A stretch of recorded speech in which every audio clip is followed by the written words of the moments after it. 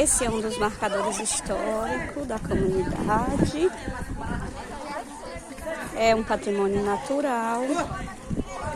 E aqui são as turmas de alunos do primeiro, segundo e terceiro ano do ensino médio da Escola Quilombola Luzia Maria da Conceição. Ali, professora Gláucia, professor Claudemir, professor Marcelias e eu, professora Conceição.